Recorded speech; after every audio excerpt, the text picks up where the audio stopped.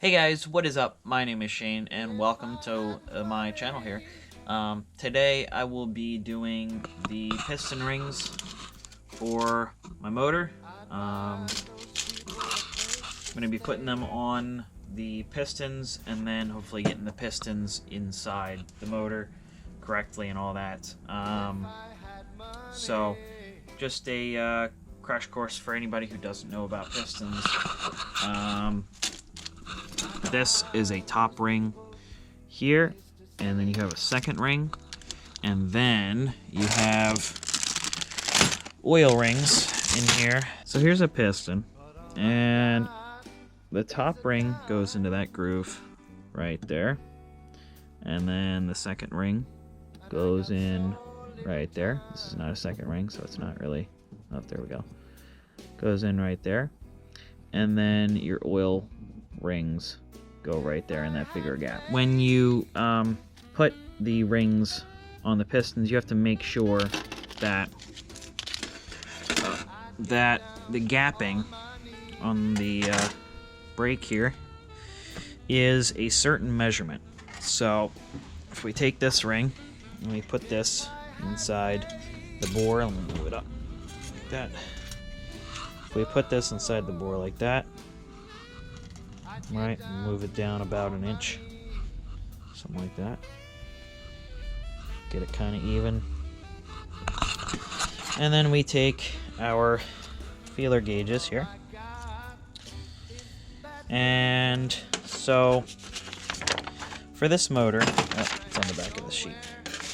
For this motor, right, we're going street, maybe street strip, something like that, about 0.004 inches times our bore here. You can see you have a chart of about what it should be. So the bore of this motor is 4 inches and 30 thousandths, but we can just go with 4 inches, and 4 times 4 basically is 16, so 16 thousandths. So we're gonna find our 16 thousandths here. So our gap, and we can stick our feeler gauge in there. And we can see that it goes in there with a little bit of resistance, but it goes in there pretty well. And we can up it to 18 thousandths. And 18 pretty much fits all the way, almost. Gets kind of stuck at the end. So, so this is within spec. Then your second ring is just a bit bigger than that gapping. Now, I just bought these. I did not file them at all. Sometimes you file them. There's file to fit piston or rings, so that you can get them exactly where you want them. But I just bought these. These are for a 4 inch and 30 thousandths over bore. They're also, I think they were 3/16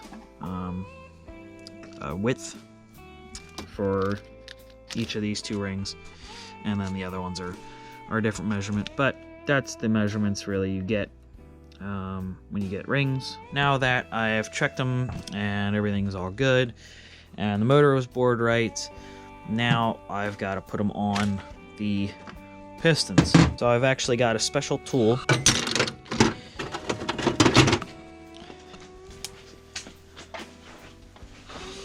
This bad boy right here is a piston ring installation tool. That's what you want to call it. You can call it whatever you want to call it, but basically it just spreads apart the ring so you can get it over top of the piston.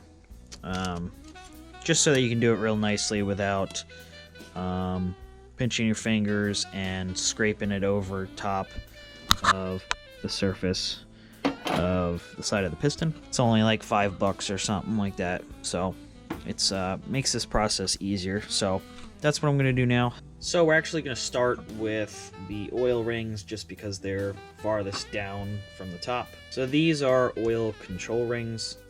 They're basically a really thin ring. All they do is just scrape the oil. These are the oil rings. So you have 3 oil rings.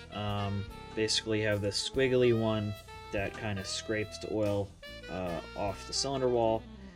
and then you have 2 of these really thin rings that kind of sandwich that other ring together, kind of like this. So they go on first. If I had magic. Alright, so the oil rings are on there, if you can see that. So that's the top ring. This is our bottom or second ring. And on rings, a lot of the time they'll have like a little dot that's saying to put the ring up.